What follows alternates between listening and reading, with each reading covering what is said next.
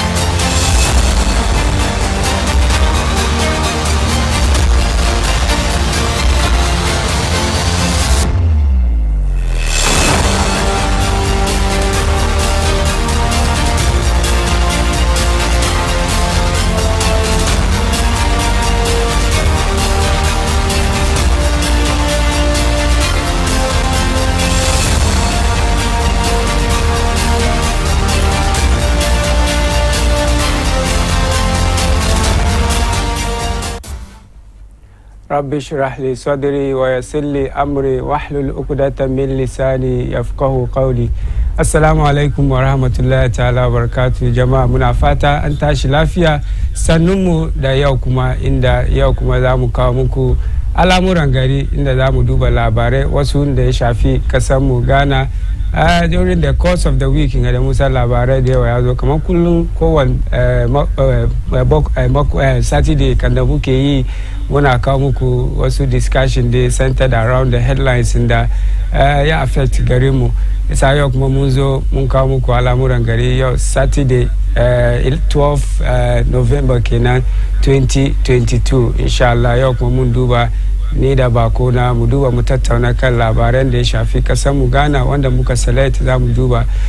Ku biyo mu kan shafukanmu na sada zumunta Facebook, Instagram, Twitter da kuma YouTube. Muna stream live kan Facebook haka kuma muna stream kan YouTube. Ku biyo mu kan Instagram kuma da Twitter da kuma TikTok kuma muna kai kuje BEIN TV, kaje TikTok ko BEIN Multimedia kun same mu wuri ku follow all the content da muke create inshallah kun same mu.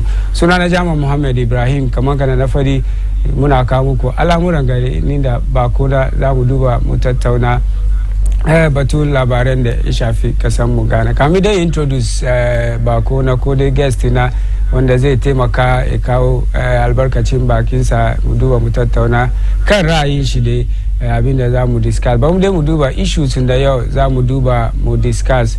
Mun fara dai batun mun san parliament dai this week dai da ya wuce parliament ya yi very busy. Mun ga batun vote of censure da minority suka put forward cikin parliament da suka ce kamar majority su zo su kara kansu su vote su ya wannan ya compel president Nana Akufo-Addo a yi a cire finance minister Ken Ofori-Atta. To she party na MPP kuma suka kawo wani directive suka fa majority MPs kamar kada kowa ya participate ko da je wannan voting da za a yi cikin parliament na vote of censure da shi na mini she MPs na suka abstain from wannan vote. Mun gande abubuwan da ya je parliament between speaker da wasu MPs har dai yanzu aka speaker she minority na fata ya bari speaker ya bari wannan vote of censure go high, amma speaker ya ce kamar ya constitute wani ad hoc committee, wani committee da za su yaki wani kwana biyu batun dai allegation da minority ya kawo, but the issue of batun vote of censure na sun raise wasu questions about the finance minister.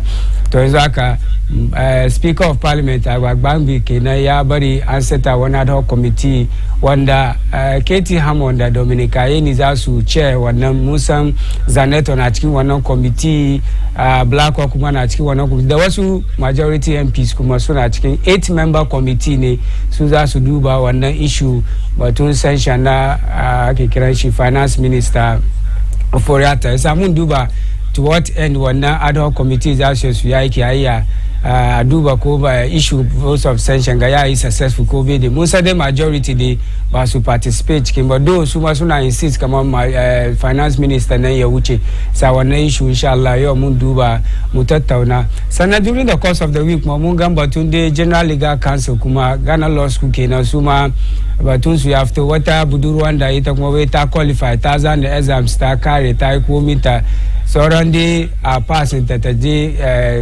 da kai ta Ghana BAN Association ko dai ta join Ghana BAN to gashi kuma wani letter ya zo sign ba wata wai Hajiya Siduri ta protest wannan ta send wannan petition yana mini based on wannan kuma shi General Legal Council suka duba maybe sun duba ayyukan da take yi wai YouTuber ne Elom Ababiyo sunan da kenan officially sunan ta kenan amma tana da nickname da take yi social media shine Ama Governor ita kuma issue ta ya zo Ghanaians ma wasu sun fara petition saboda abin da aka yi mata da babare ta go through wannan graduation process that she will be called to the bar number yasa wannan kuma mun duba batun morality issues da batun law Ghana General Legal Council da suna gwada maybe conducting ta bai be fit wanda if ya ce zama lawyer ba yasa wannan issue kuma ya raise concerns from wasu section of Ghana suna ga kan bai fiya hana ta call to the bar because of the aikin da take yi where YouTuber ne tana create content wasu wai shirin da take yi wasu abubuwan da take yi kan internet whether is TikTok YouTube da sauransu bai dace ba a ce lawyer na yin wannan wasu ka ce a aikin da take yi kenan yasa barta ta yi in tana shiri ta wannan bai affect aikin lawyer ta da za ta yi sa wannan issue kuma ya zo back and forth har yanzu dai wasu Ghanaians sun raise suna petition General Legal Council da za ya duba a bari a kira wannan budurwa Ama Governor ko dai Elom Ababiyo ta yi a kira ta to the bar yasa wannan issue kuma ya zo mun duba mu tattauna sannan kuma mun san this week kuma Ajo Safu ta zama parliament finally dai ta zama parliament muna duban going forward batun privileges committee da batun referendum da speaker yayi to the house kamar house za su vote kan batun dai za ya cire ta seat da because ta absent kanta for more than 15 days daga parliament mun san su 3 MPs ne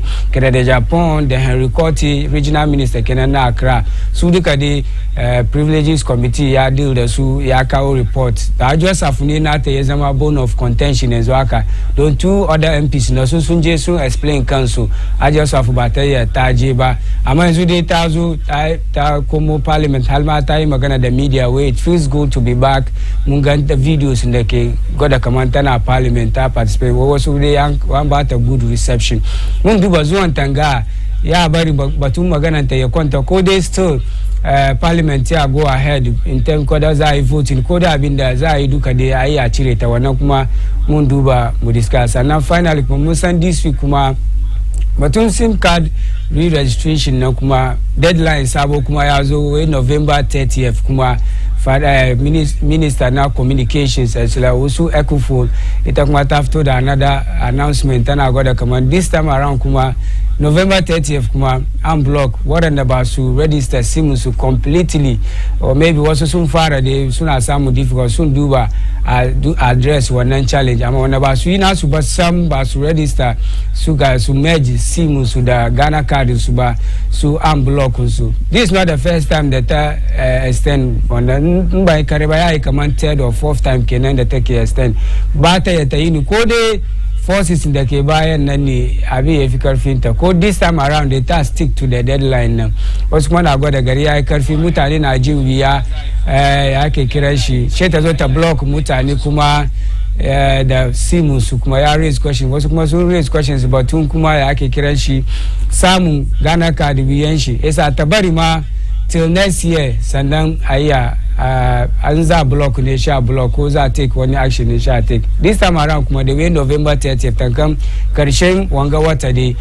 wanda bai register ko ya merge SIM card shi da Ghana card shi ba wannan kuma unblock wannan number bai access data services calls ma ba kai yasa wannan issue kuma mun duba yasa issue sun da yau muke da shi kenan batun speaker ad hoc committee kuma ajo safu kuma sannan batun general legal council kuma da elom abebiyo ko dai ama governor ita kuma ishunta na sannan kuma finally batun sim cards kuma da aka ce November 30th kuma an duba a block wanda bai register ko dai ya merge kadin shi da Ghana card ba isa labaran da yau muke da shi kenan inda zamu duba mu tattauna insha Allah maybe mun ci amfani cikin zuwa gaba Malam Hudu to guess ina ne Hudu Yusuf shine administrator Umma Work Fund so dai yana zuwa nan yana kawo albarkacin bakin sa ra'ayinsa dai on the issues da muke discuss sai ce Malam Hudu sanda zuwa yau kuma Allah ya sa mun tashi lafiya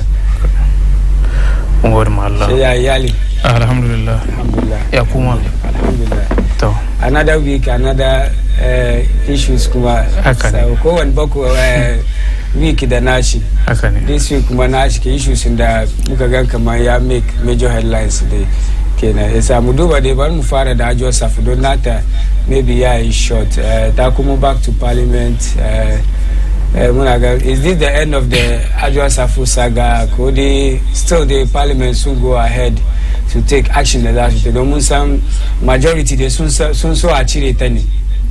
Ama she minority suka wanga suka kia she speaker kuma yace no yafi parliament to look decide whether anchire ta ko ba chire because ta absent kanta. Kuma mun san case ngama wani ya doki akai Supreme Court.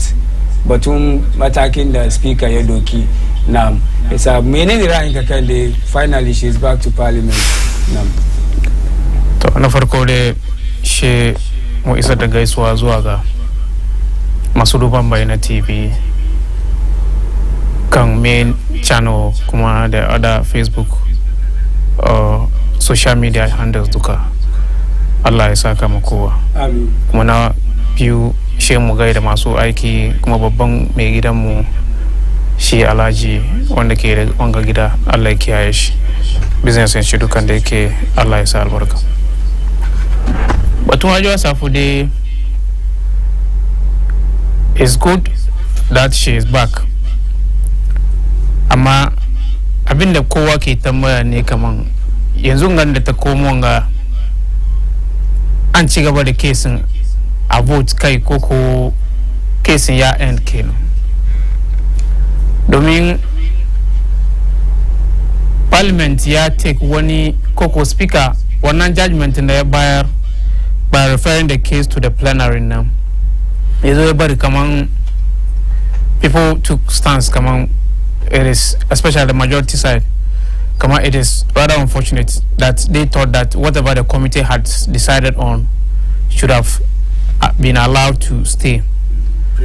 Privileges committee na ama it looks like speaker kuma na the right daban she referred to plenary but overall they na come on tune the ta komo de be need kuma continue because at the end of the day maybe I've been there sa but samu ta zama all this while nan is over saboda shi ta samu dama ta komo so ina ganga de moving forward the bar I don't think that the case will really be something that will be visited or revisited and discussed and maybe possibly voted upon in parliament.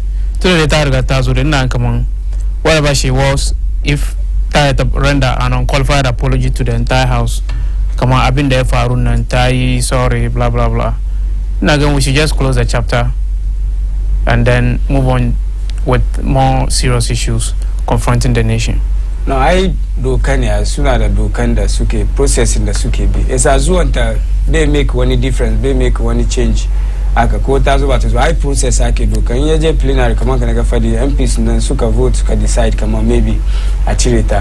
How coming back be make one impact dey ko one ba be change one up from the ake kireshi the processing that ake take now. I doubt if na shakka dey inde so yes to take one vote now to eventually get her out or not but overall nande it looks like given the hang nature of parliament in muke da shin nan ban da shoko da sun vote ma at the end of the day she'll succeed ka understand to the majority suna say kaman Abari I declare one seat vacant, even though Ilefine or Coco per the standing orders in them. She's supposed to have been declared. The seat she's supposed to have been declared vacant. I'm casting the politics around it. Abari speaker be yeah allow what the majority were seeking to be able to be upheld. So overall, and then fair enough. If they want to go ahead with the processes to its logical conclusion, no problem. But I don't see Bangani kama ya car when a different result out of what the minority is seeking. Arise where would loyalty take? Don't from the procession to parties, minority, majority. Come on, minority na moke bayanta. Majority na ke so achire. That was like in years maybe is a vote one abahaka whether it is secret vote code people. In a loyalty still that stick to the majority in the case so chire na code minor in the issue na yake na. I talk mataga abubuwan da ke go on. The take US ko in the take duka de. Isa question then whether she will be loyal to the party majority side no kodi minority na suka gora mata baya alde zuma in the case in the yake na that support us in a way maybe in terms of that when you vote ne ko wana ba haka nam ina duban de in the party affiliation or loyalty it's what she will put first by and whatever the issues are or whatever issue comes up in parliament. She's also going to stand by the majority. But it's rather unfortunate. In there something comes up and she thinks that there's an avenue to play politics with, then definitely people will always call her loyalty into question because answer chewa kama majority answer achirita she minority kuma na support kara achirita. At the end of the day na koda kemane you have one now yasunenshi.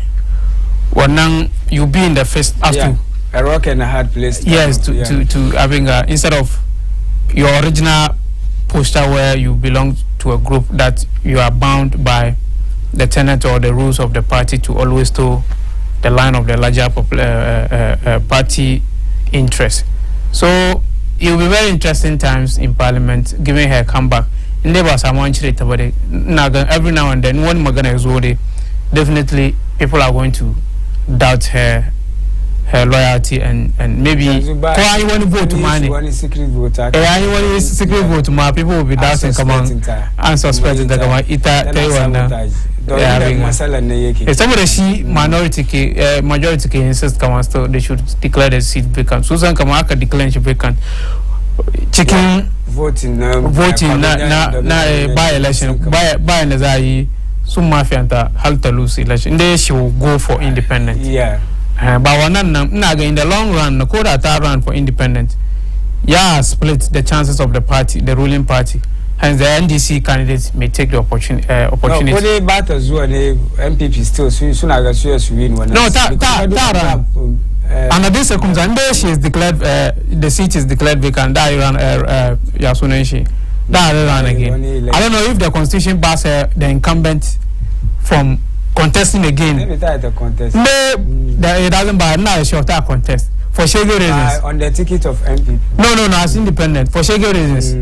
Koda because at the base, Koda Zai, Kazan and Babang Kumaike, and they have a strong base in the Domi Kobenya constituency. So definitely I don't think Tabeki or no Mataki going independent. Onata declare Kent out of the party, Kenan. No, but it doesn't matter. Once she declares herself out of the party, whatever decision she takes, you can't control. You can't control her to toe certain line.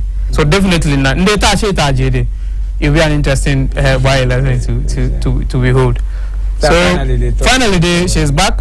It's good she's back, but there are more issues that are going to linger on as to her loyalty, as you are saying. Interesting. Because about 292 constitutions over 2 parliament. But about declare when you see it. I don't remember in our recent history. On the basis of absenteeism. One number so this would have been some of the kind of numbers in the calculation. It happens. Previous parliaments they were mutaba jim one abaka raise one non-consent. She said about the numbers now. This time the numbers are too close. Okay, this is another 136 go.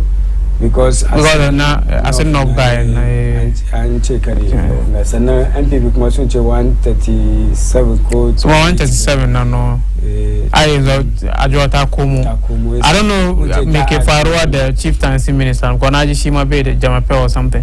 Shima Bay, the Lafia, Halmaran, Daka vote 11, and Najue, and feeling Shakazo. Maybe one vote, still he will be counted among the numbers. But no issue. Finally, they can issue.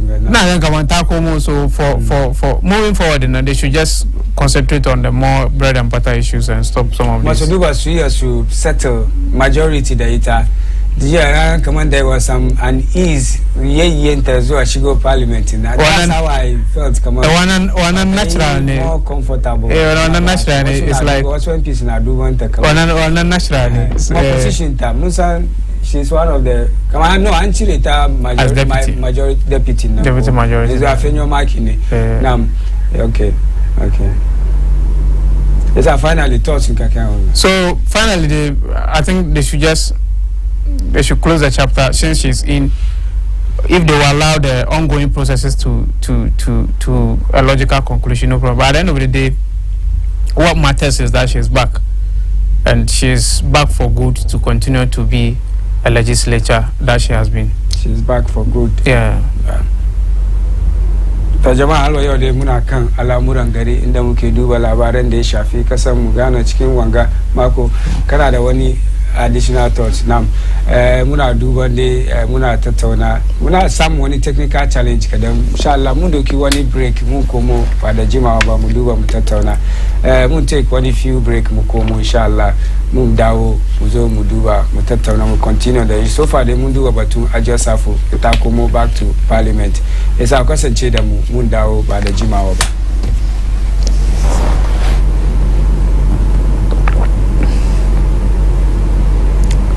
One second, I'll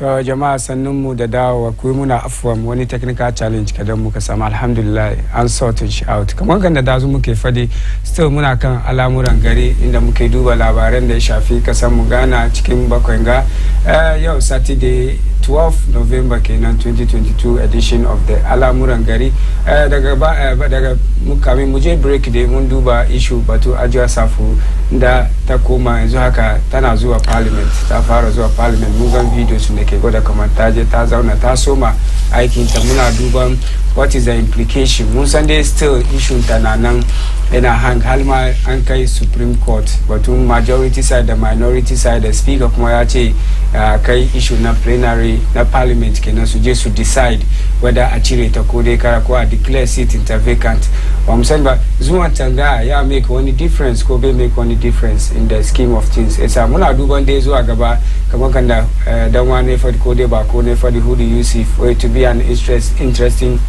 spectacle going forward yasa issue da muka duba kenan daga baya before mu je break kenan zaka kuma dai zamu duba SIM card registration mun san Minister for Communications Eslowusu Ekofo kuma ta yi magana ko dai ta kawo wani announcement da ke gwada kamar November 30th this month wanga wata 30th an block mutanen da ko dai an deactivate mutanen da ba su register SIM su duka ba su go through all the processes nan da su merge Ghana card su da ko dai su link Ghana card su da SIM numbers su ko SIM cards su ba isa muna duban this another promise in the maybe later ta zo ta sake bakin da ko this is the final one in the bata koma back ta kuma ce maybe mun koma December 31st ko wani abu haka nan this is not the first time in the muna gan kamar tun cikin April ko March this year dai ta fara bada wannan deadline muka zo July muka zo October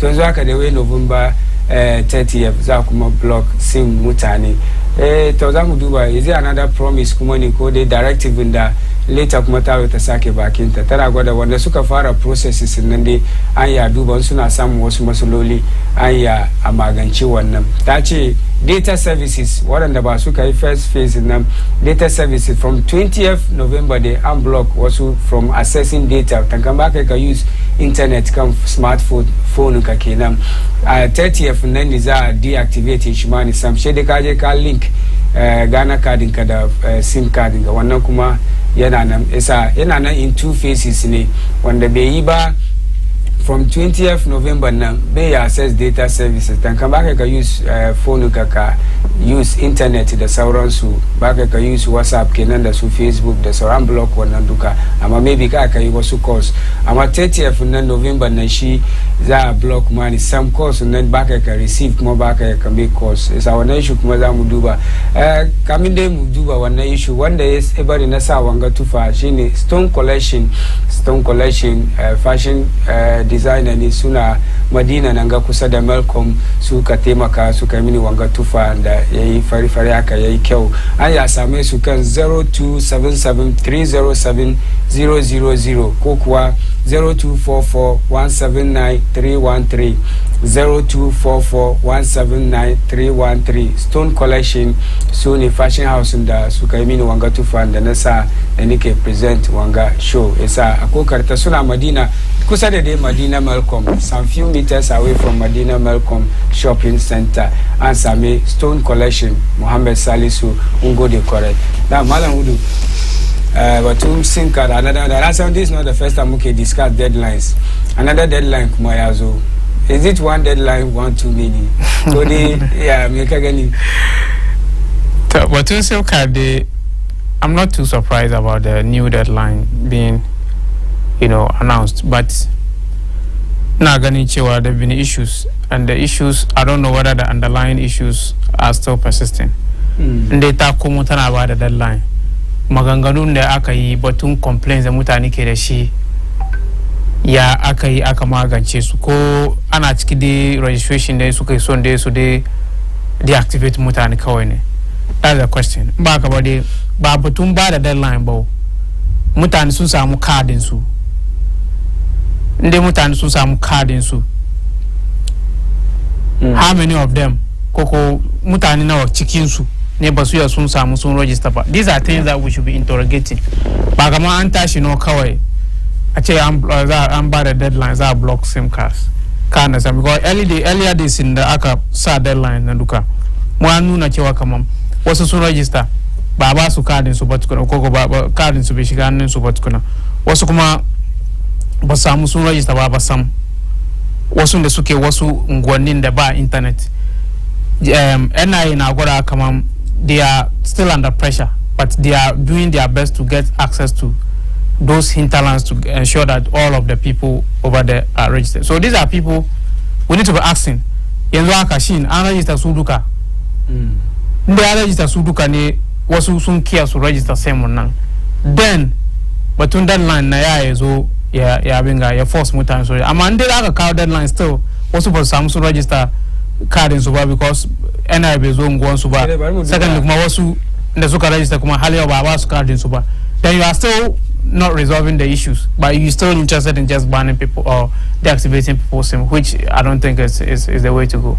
But we do by the directive in the way SIM cards that have been linked to Ghana cards but not undergone the second phase of registration. Most phase is in the building.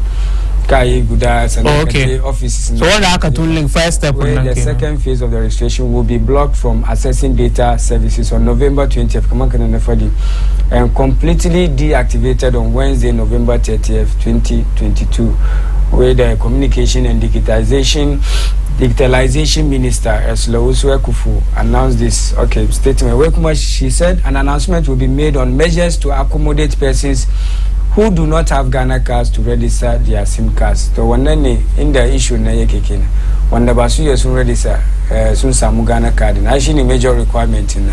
Shi yefi su duba su maganci wannan ba block na ne wanda ke da card nan bai je ba wannan maganan shi kenan. Amma wanda shi bai da shi because samun shi na mai wiya bai ya je ya samu wannan card da zai register ko link da number shi na shine inda problem. Wai sun duba su maganci wannan nan. Today sun ya inda ya segregate ko differentiate wanda suka register da basu complete ba wanda suka first step suka link through the star 400 star hash na wanda basu sun complete ba wannan na san kamar suna da card amma maybe da gangan ko basu samu avenue sun je sun complete the final phase ba wannan ka deactivate su it's a different ball game altogether from wanda ba register ba sang the wanda ba register ba samun nan card wanda ba register ba samun nan there are two reasons either ba su samu card su ba su register ba samu card su ba or two NIA bai taba zuwa wurin ba sam kana sana isa they haven't gotten the access to be able to register their names onto the NIA, let alone get the opportunity to link their SIMs to their cards. So in there sunche when the suka link first step ko first phase in nan and basu continue ba nan su za deactivate wannan fair deal because wannan at least musa kuma suna da card nan su ne basu activate ko basu je sun complete processing number. Like wait 30 million wanga cards have been linked to Ghana cards. 30 million cards. That's a good achievement. At the end of the day, card the population is around 40 something. Yeah, because multiple SIMs here and there. So, but I think as a nation we are making progress, but there's still more room for improvement. They should with the NIA.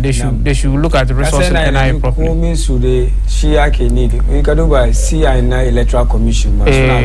Ghana card Ghana card. Aikin nan da yana kansu aikin na kan NIA and I don't think that ban raye da mutane kaman me shi na da card shi decide kaman ni dai ban link for what reason wannan ni ban abin gashi yan stubborn academy ne kenan su ne ba su how many are there ai aka ba deadline ne ka ga lines at the telcos na ka ga lines na yawa amma haka kamar yanzu hakan da aka ce 30th ne ba yi eke 30th na wuri da aka ga numbers nan ana taje ana kiwo ana maybe minister ke gan kaman da gangan ne wasu ke yi ba kaman suna samun masalan samun kari do akwai yande but what if aka bari up to the end of maybe next year March for nina gane ya je next year don kana sana I mean means I'm about come pressure just to link our Ghana card to her.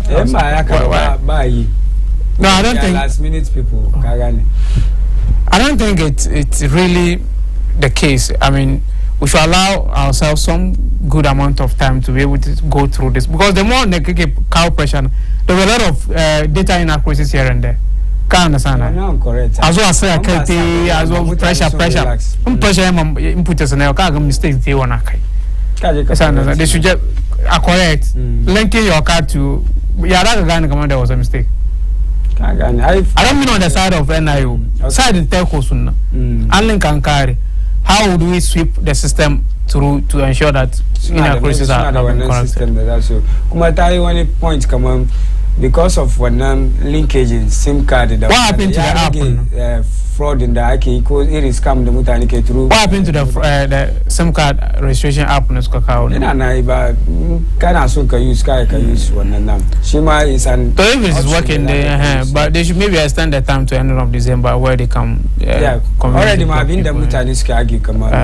December is okay. By then, maybe when he backlog in the Kenya, and I assume you to sort them out because the whole thing is determinant or dependent on NIA's activities. In the NIA moving to register everybody must have a Ghana card at a certain time in future, and therefore one time Mutani or the having a time to go and make sure they link their card. You can go ahead.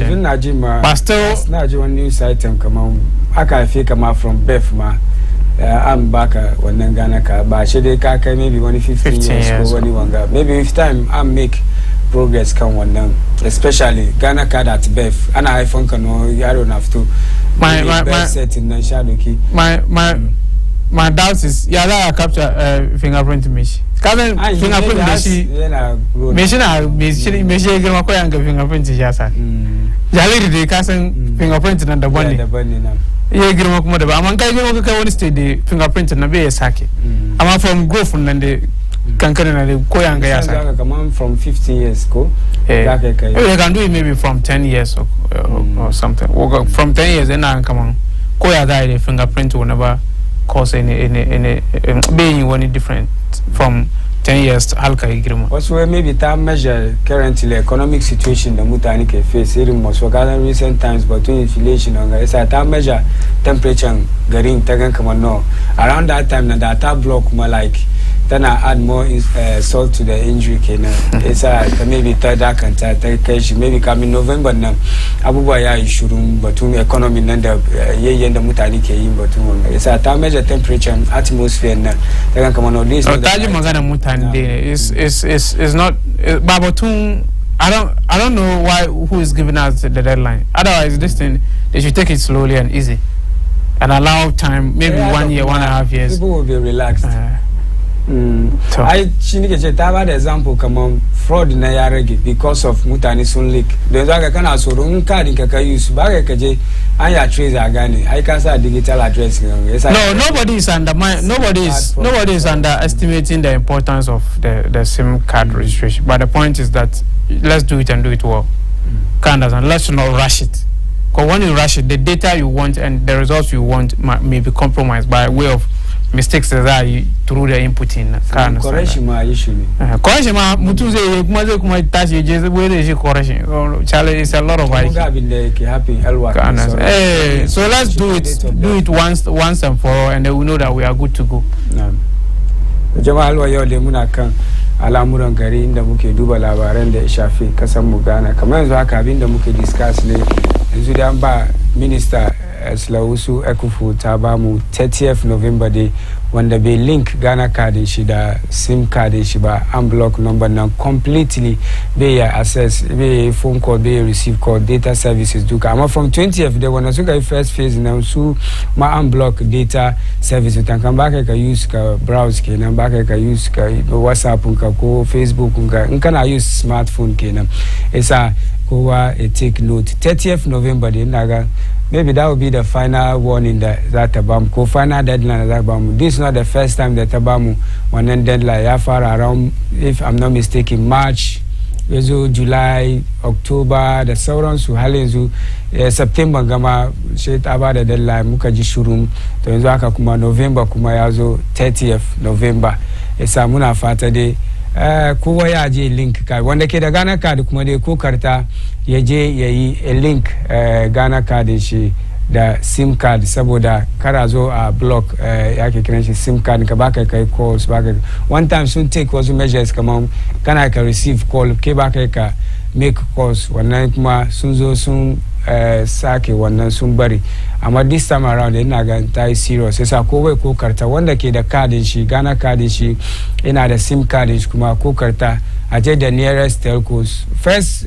fees na ma wannan kan phone ka za ka yi star 400 hash ko ka yi first phase na second phase na za ka je telcos yanzu ma akwai app da za ka yi su ma ka yi ka link Ghana cardin ka da sim cardin ka yasa ko karta ayi tun ba zo an block numbers da ka san aka block kuma kamin ka ce zaka je ka samu restore number kan na kuma shi ma another hassle kenan yasa ko karta ayi wannan merging ko linkage na sim card nan da voters da yake kiran shi Ghana card isa kokarta jama'a wayo muna kan al'amuran gari suna na Jama Muhammad Ibrahim inda ni da Yusuf Hudu Yusuf Umma Work Fund administrator su kenan muna tattauna labaran da ya shafi kasar mu Ghana da mun yi batun ajo safin da ta komo parliament muna duban dai batun privileges committee kuma da batun voting da za su yi as parliament da za su decide ko dai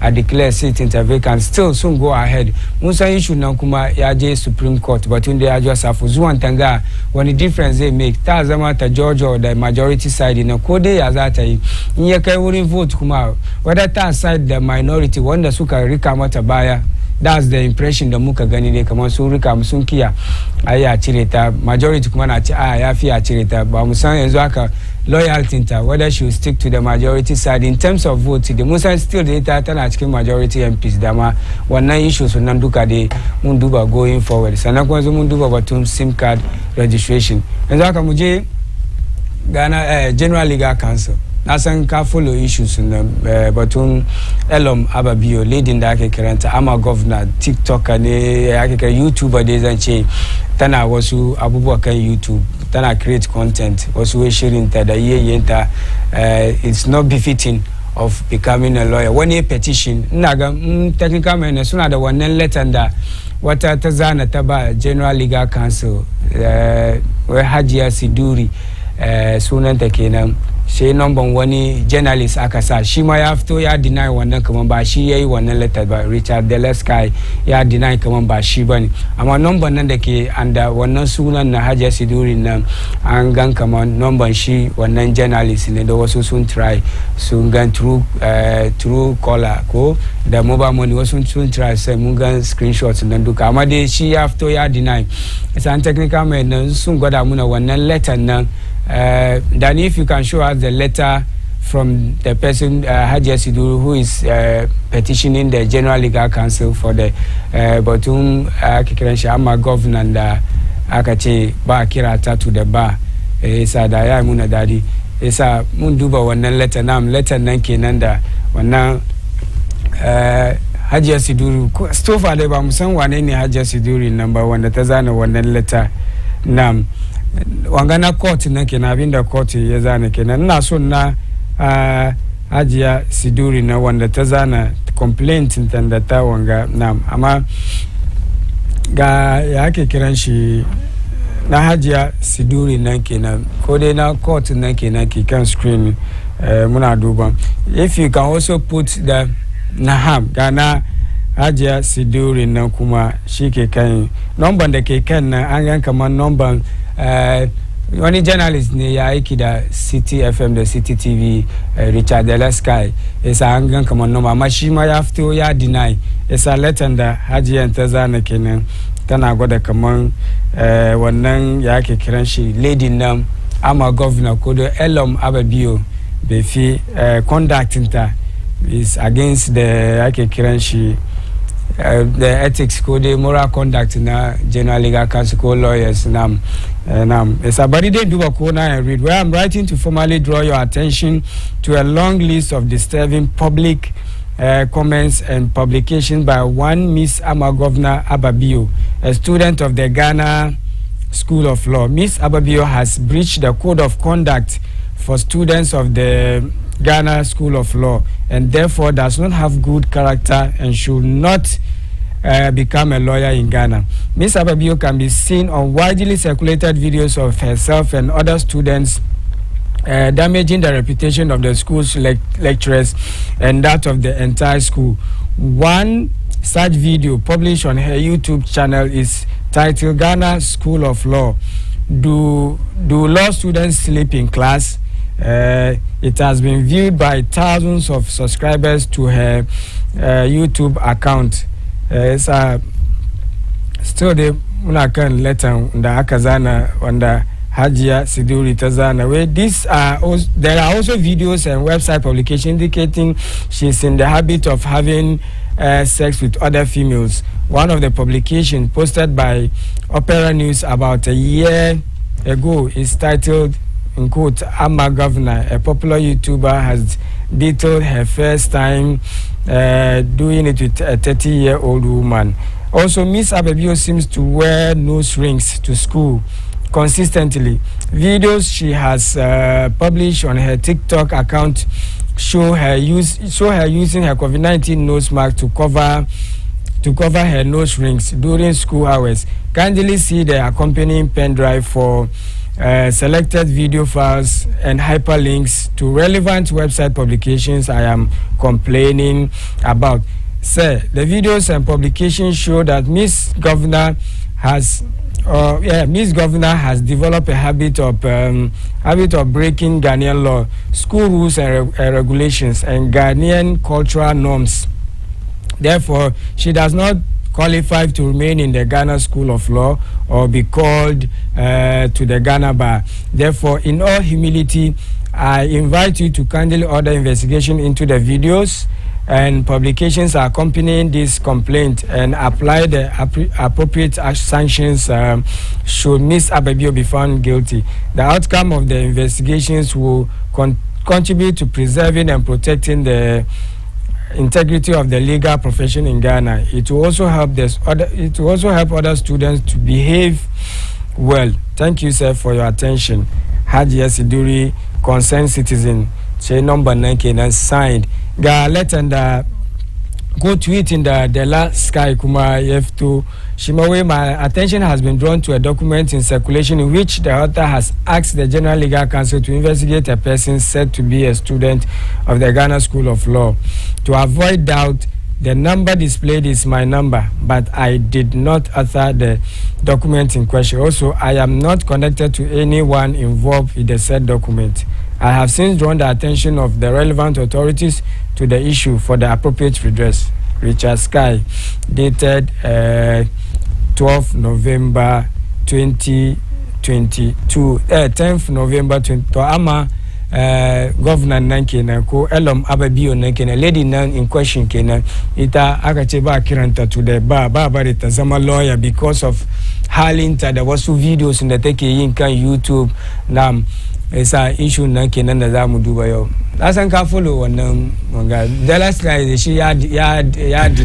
Yanzu issue nan ne batun dai whether she qualifies to be a lawyer. Though ta zana exams ta kare ta yi komi. Yanzu sauran dai a call it to the bar. Wasu dai mun ga recently and call it kadai I'm putting that on hold because of a character code of conduct da abubuwa ya wanga nam. I think it's a very complex issue. But first of all, let me start from siding sharing taking because chicken letter na tai kama way ta sa binkuni kan asunanta anchinta wannan nan dai I shudder to think that wannan should be a grounds of misconduct. I don't matter ni. Can't understand that unless it is unstaged chicken code of conduct in lawyers in the cocoa preconditions leading to the award of or you being called to the bar. If he kaiwani shiruko whatever it is, but in the one na pick one kaweni because one adom machine yene take so tai shiri tai ke or whatever she wants to wear. One as long as it doesn't breach any constitutional rule or whatever. One ba lefi bone. The other thing that must be said is that core schools in the mukezuanga ko an awardunka bayan ka kare ka zana exams ka satisfy all academic requirements ka kare. It is an award to be bestowed on you by the institution. Susuka awarded.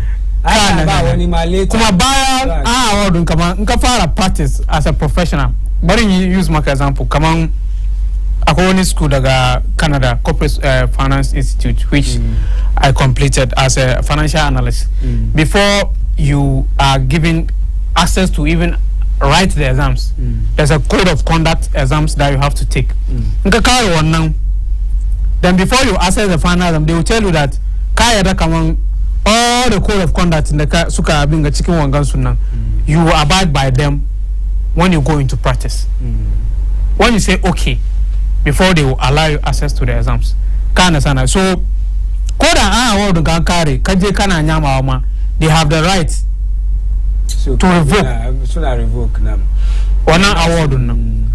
It's a amount degrees, first class, second class, whatever. It is not permanent. It's subject to good conduct by the graduate. It's a 10 years, 15 years, 20 years. That seem to have an impact. It has a negative implication on the image of the institution you attended.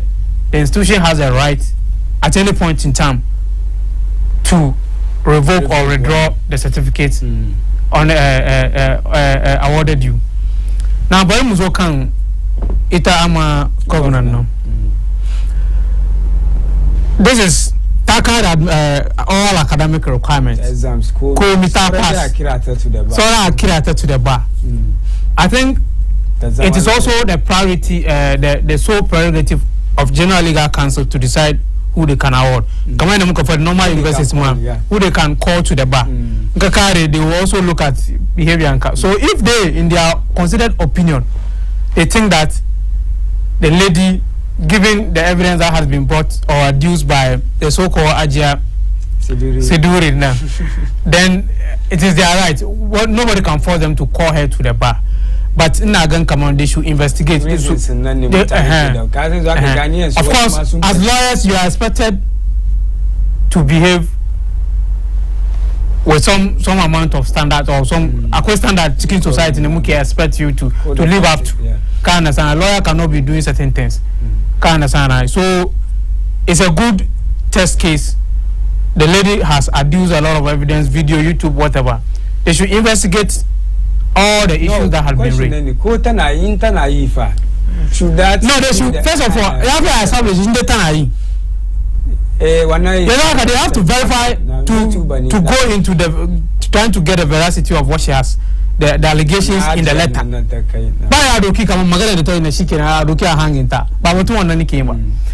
Okay, petitioner Kalma, General Legal Council, as a result of which the lady was not called to the bar.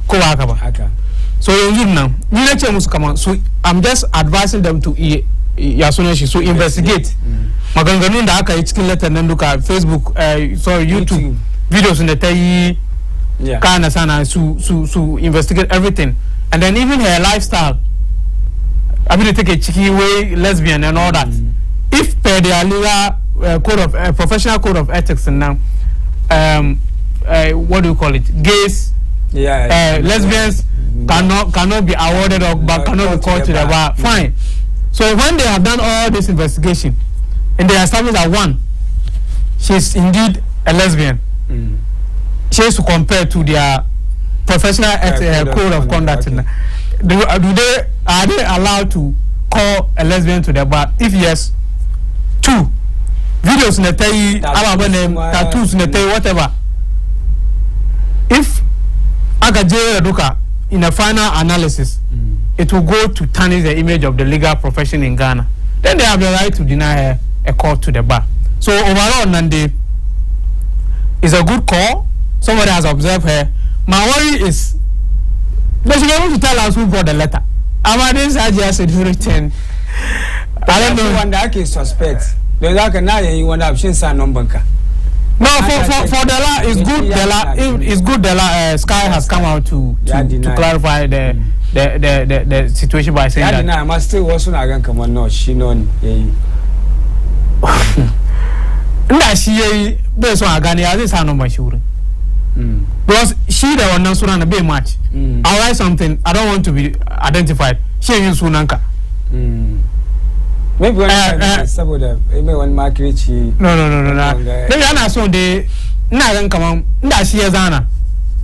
Based on Agani come on, she is Anna. Base our number sure. Yeah, this our number sure. Come on, she not saying she for some time about she garinga.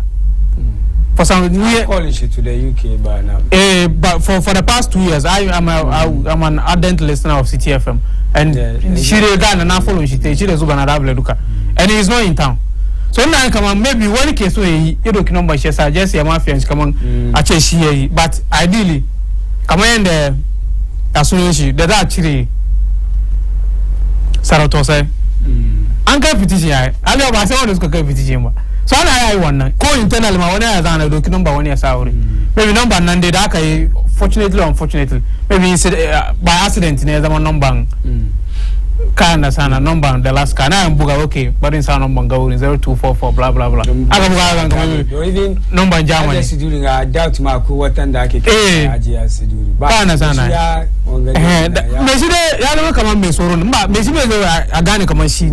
but whatever it is, there seem to be an iota of truth in what the letter or the allegations that have been raised in the letter.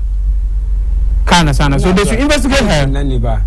Even if Abu Buanga quite mutan in the petition, was Ghanaians petition. We coda Maganda for the Noduka Gaske, YouTube and Itana in content in Natana Abu Botana, Sekej Kinta, and God also pictures Tasa Bikini, the Sauronsu, a lesbian Nikamankan of Koda Hakanani. Should that be the yastic? Could they reason they are denying the call to the bar? Because we are in a secular state, a progressive society. Kamachi Wangadisa knows PS in the Sauronsu, is a Mako tattoo, is a the reason they say Za deny when he call to the bar, she is a lawyer. Yeah, send bad precedent to one. No, but the point is that if you are looking morality in that regard, what's must we have come? Yafi gatekeepers use one Moses for money, Musa lawyer. Where he supports the General Legal Council 100%. Abu because we are looking mataki. But if you are a lawyer, one day what's moral character, bash intact. If you are to the Baba, it's an argument in but morality. Two sides in the dam. Well, now I still stand by. I mean, they are right. Can't understand, but Kuma, these are people who are held in high esteem in society. Kuma, they are expected. There's some expected, moral and legal conduct that's supposed to be exhibited by these people. About chicken community, maybe anybody at all. This is a revered position that everybody comes to and have faith in. So ababa. When you flip the coin, the same thing applies to the legal profession. It's a noble profession. It's where everybody no, the bunny, but it comes at that moral level now. It comes to the same level in terms of comparison. But these are people who think that to be able to be a lawyer, you need to demonstrate some level of good conduct and character in community, blah blah blah blah, or in society or whatever. So given what has been brought against her, hurling to the coming now, I absolutely agree with the General Legal Council for denying her a call to the bar. Why? Because then a PSA. But my I don't know whether those allegations have fully been investigated and established same.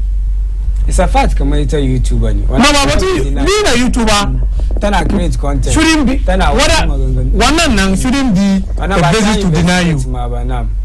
No, you can be a YouTuber and still be a lawyer. It depends on what you are telling people or what content you are creating. and how damaging they are to they will be to your profession. I can be a YouTuber sending information about what is happening in my community and the legal education and all that, or teaching people how to read or how to be what do you call it? How to learn a trade or something. One number one abonee. But when your content is something that is abhorred by the by society, maybe when you share pornographic materials as part of your content, I mean that is a no-no. Can't understand that. So she being a YouTuber is not an issue, but what content is she putting out, and is it expected to be? Is something that I don't know how to put it, but is it something that would be expected of a lawyer in good standing? Not a lawyer about the practice, maybe that no, but the fact that you are even a lawyer alone, it's something whether you practice or not. You are added to the fold of lawyers in Ghana, and they are all expected to be of good behavior and character. So you can't be somebody who just do anything and just bring the legal profession into repute. Can't understand. So definitely, we nowadays this will establish that indeed, all the allegations that have been enumerated in the letter have been investigated and properly so confirmed. Kama gaskia, abin da aka ce tana yin nan tana yin, and then on that basis na she should be declined. Ko da haka ne tana yin.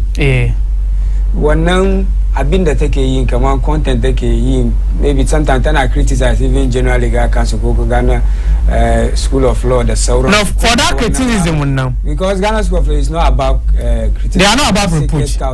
Esa wannan koda wannan ma koda tana yin question mutane ne koda tana yin koda wannan petitioner nan da ya kawo abubuwan da ya zana duka koda tana yin is that the basis in the FIA ce ba kira ta to the bar question nan kenan ba kamar a investigate ko wan ezaka mun yi kai batun lesbian batun tana batun tattoo batun issues nan da aka ce koda haka nan ne ma ya fi deny ta call to the bar. That's the question now. Koda tana yin koda tana establish kamar haka ita tana abubuwan da so ko hajiya su duri da ta kawo duka haka nan ne. Should that be the basis in the FIA? Yeah, it should be. My answer is yes. Okay. If she is doing all those things, it will bring the legal profession's reputation into this repute, and for that matter, she should be denied a call to the bar. Set bad precedent. Why? If all the issues that have been raised in the letter, okay, are non-existent, assuming they are non-existent, only 2 cases have been established. 1, Tapias no sunta. 2, then I criticize legal counsel. If on these 2 bases, she is declined, I will not support General Legal Counsel for that. And we're going beyond that. The lesbianism aspect of it, and the fact that content, I don't know whether they are pornographic content or things that seeks to assassinate people's character in society or not. That is what I want to really know. The nature of the content she creates in her YouTube activities. That is what I want to know. Can't understand. But assuming all the content she is creating are not something that society is positive to society. She's tattooing her body. She's doing all sort of things that is not expected of lawyers. Then it forms a good basis to deny her. Amanda just for criticizing General Legal Counsel and wearing those nose rings. She does. But none, these 2 cannot be aggregating Naduka. No, so I'm saying that we should be able to disaggregate all the issues. Shirinta can be a factor. You have to dress well as a lawyer. You can't just wear anything. Tanje beach, don't let us have bikini. Maybe Tana beach, you go Tana Gidan. In aka go on a picture. Picture no beach aka binga. Ko gidan ta ma an ta sa ai wannan. No, but once you publish it, it's something else. If you are at the beach and you wear it and you do whatever you want to do, the moment you publish it, you are promoting something, and that is where the worry is. Am you wearing it in your house? You can even roll around in your house naked. Nobody even cares. It's your privacy. But the moment you publish it online, what are you telling people? Can't understand. So these are all it's a gamut of issues. But I think that we should disaggregate all the issues into their individual context and analyze them one after the other. And I'm saying that one, now being take a sour, seriously take in in her own house. Go to JB tell you one. When a lot of lawyers go to the BEIN, they do those things. Nobody says anything about them. Two, earrings and nose ring is a fashion that is into town. But even one number, there's a limit. As a lawyer, I mean, you can wear one or two, but when it becomes overbearing, what may come in by overbearing? What's now? It depends on. I've been couldn't man say and couldn't nanduka or nanduka. Maybe I deny when it's about the one. No, you can't. I am moderate. It should be moderate. I actually should be moderate. Petitioner soon what one non-president in that case said. Because Nigeria 2017, what a lady Kuma Amasa Fidos. It Kuma undenied haka because of hijab. Bakirata to the barber.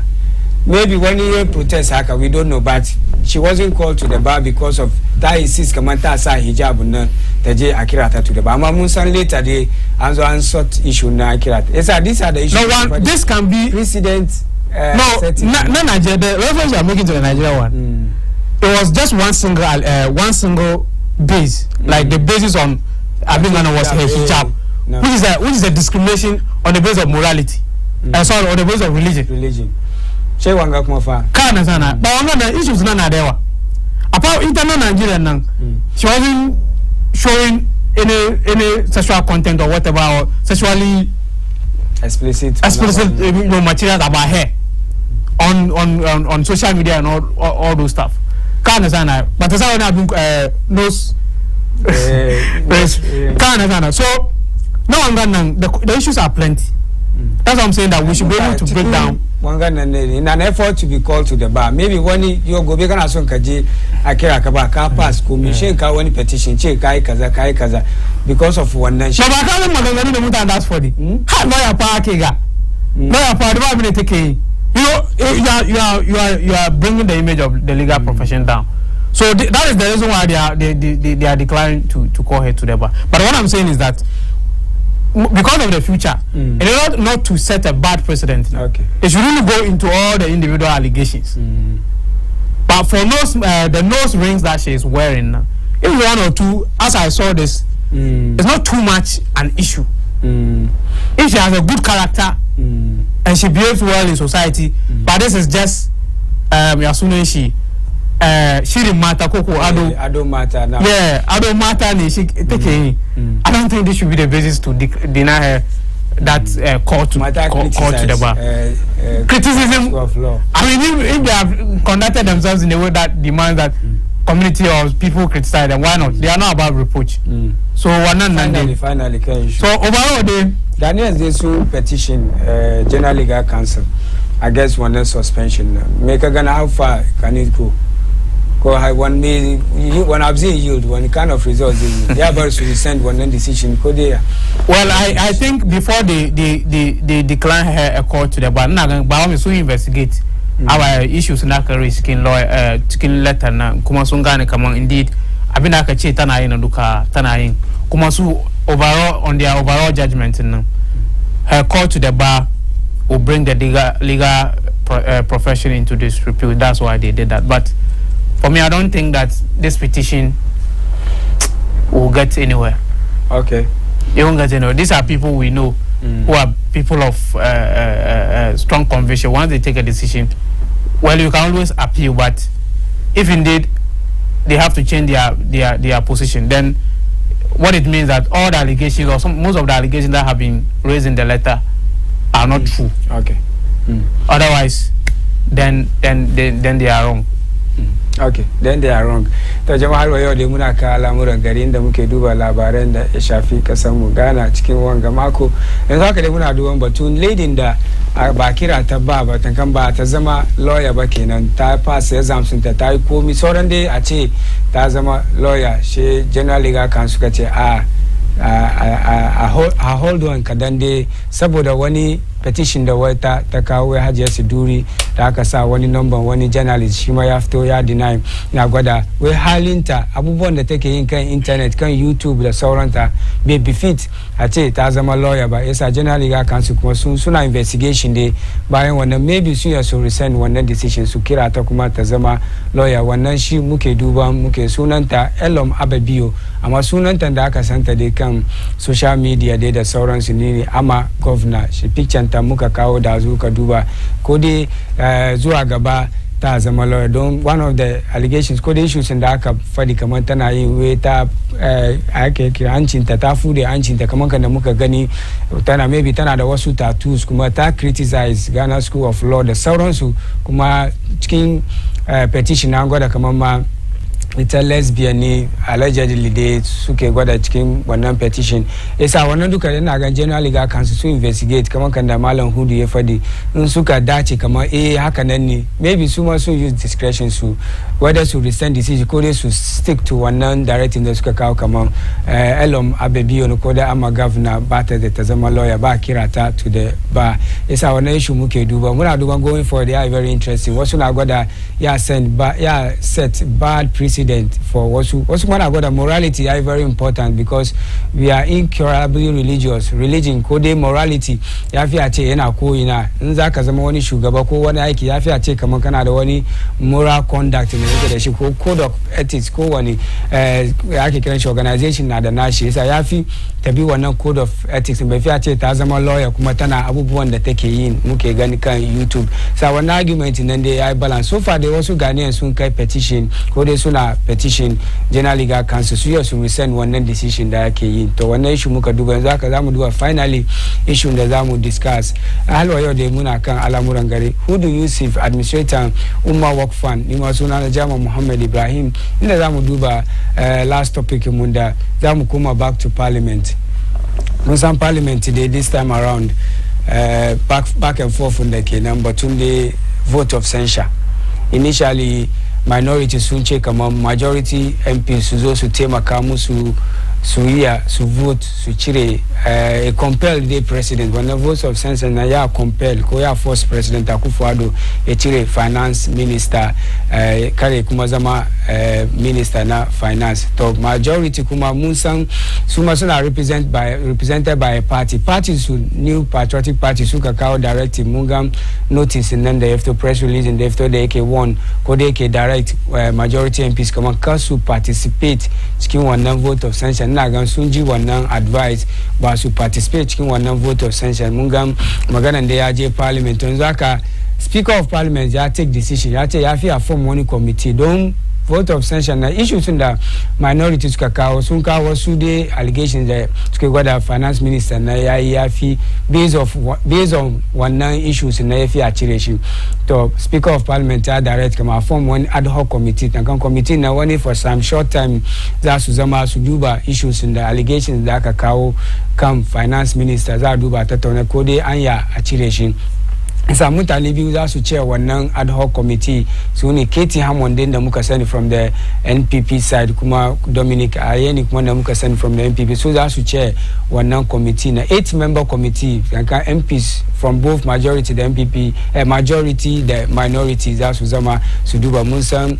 Ablakwa na cikin Zaneto na cikin da sauran su dai MP for Hakim Central duka Michael Kwame Eyimedu Enchi su duka suna cikin wannan shi za mu duba ko dai how far will this vote of censure zai je ko dai mutuwan wannan vote of censure nan kenan inda zai don an ce wani abu form committee da mun san kamar so dewa that's the end an je recommendation da za su kawo ma bai yi da wani wanga like bai favor yan minority yasa kuma mun san majority kuma still suna insist kamar a cire finance minister suna gan su matakin da za su doki hanyar da za su bi nan ba su yi rayu da na minority ba whether president 3 weeks da ya ce an baya ko dai time da ya ce a ba finance minister a read ya ke kiran shi wannan budget 2023 kuma a bare complete wannan IMF deal da ake cikin negotiation nan sannan a duba a yi wannan magana ko dai sun stick to wannan Malam Hudu kakan da abin da ya happy parliament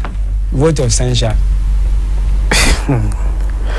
These are interesting. Majority soon swerve minority now. These are interesting. Speaker Kuma swerve in a way because of the ad hoc committee they are set up now. These are interesting times in Parliament. I believe that we have been there before. I think 1999. Watching Honorable is a Kwame Pepra or something. You know, there was a vote of censure like that. And eventually they didn't succeed anyway. But what are the issues here?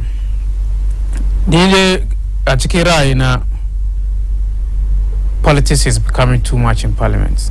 And eventually the masses are suffering.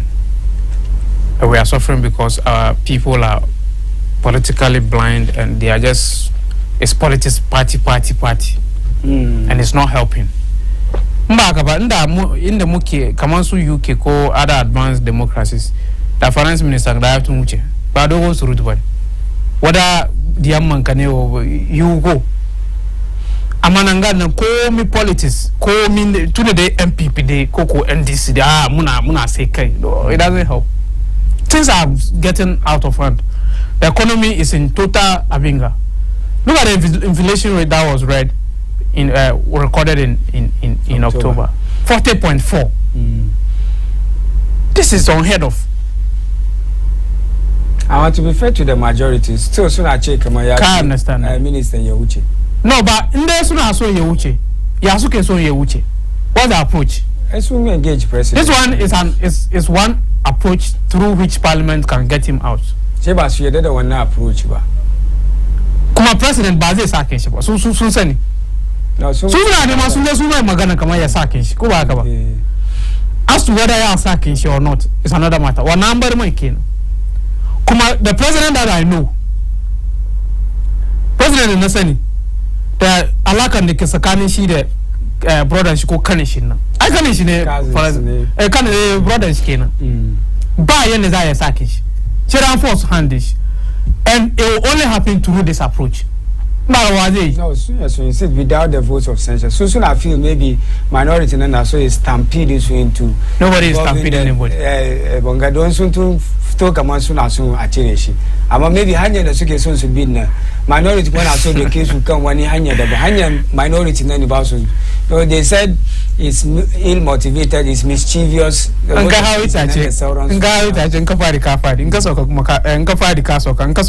soka. The bottom line is that we all agree that the guy has to go. Yeah, but we only differ on the approach. Yeah. For the committee that I set up, I don't think that they will just delay the issue. The only thing is that the issues that have been raised in the petition, motion of censure on mismanagement, illegal wiring of some funds to offshore accounts and all these things. And some because of loans and then they loans. Those are the things that needs to be investigated by the committee. Because ka alleged kaman nai wasu ababai on that basis na be fi abarni cikin position da nike ba. Natural justice demand that ni kuma an kira ni ajibaki na magana ne nake ci in fadi game da issues da aka raise about me. One is a fair deal. Ka understand.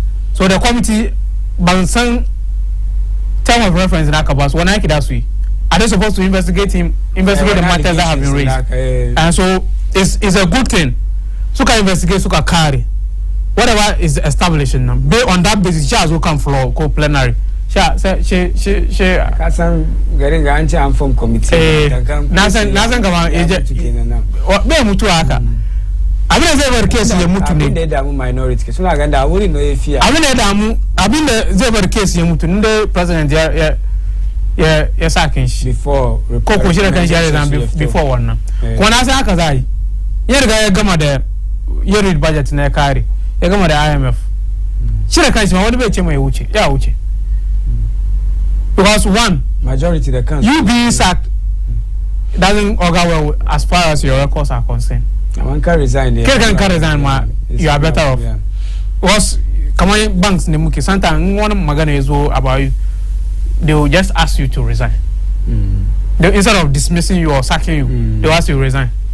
So that on the records, it's like you now, you resigned. Can understand? So you have to investigate. Allegation that cow can she come ya mismanage economy, ya siphon was ukudi to some offshore account without parliamentary approval the Soros. These are allegations which are hard. Minorities feel very disappointed in the speaker. Can is it right to you and not disappointed? My speaker na she I can she. No, but I don't blame the speaker because the man need to be given a fair hearing. You have to give backish. Even though politics are not for the ya maybe la bagas kewen. So what but two shaking kuma ya fi aji committee an kira shi a ce to wani ga maganganun da aka yi game da kai ina labari shi mai ba da jawabi in ya kare they need to further investigate all the things and say on the basis of that na sha conclude in the committee sun conclude kaman gaskiya allegations the minority ke for the war against baban gaskiya ne then from there now dole na I pass vote on the censure she are kicking out but coming all these processes to be consummated koko as well beach ki wanga processes ngaduka as well karin na gani kaman maybe should kan shi ma ya resign koko president ma ya finally don aka yi shi aka through the shells aka fite shi kan shi sunan shi ya wata and you go down in history ya fi and I don't think we will even get there. Finally, your final thoughts come issues in the Mukani. Police are no time. Final thoughts today, na batun ita ama governor. Na then come on, we should tread cautiously. It's the first time they are doing that, even though they have their professional code of ethics and who qualifies to be called to the bar and all that. I don't know whether before she joined the school or before they graduated, maybe there will be some. You have to sign. To some undertaking to abide by a certain code of conduct within the legal, profession before you are called to the bar. If so, I think that on the basis of the allegations that have been brought against her, I don't know whether they have investigated and concluded. By now, if they have, I'm sure they have. That's why they declined calling her to the bar. But based on the only two allegations, Kamanta criticized General Legal Counsel. That's our nose ring. One day cannot be the basis for disqualifying or not calling her to the bar because one day I don't matter. In a way that is considered not right in society or inappropriate in society. I think the legal counsel will be eventually vindicated by their position. Going forward, Mungande and Zakari. Tojama Ananga Zamu Desire. Before they muje, Baramudoki messaging away. Salaam alaikum. With the same registration, I think they should stick with the date.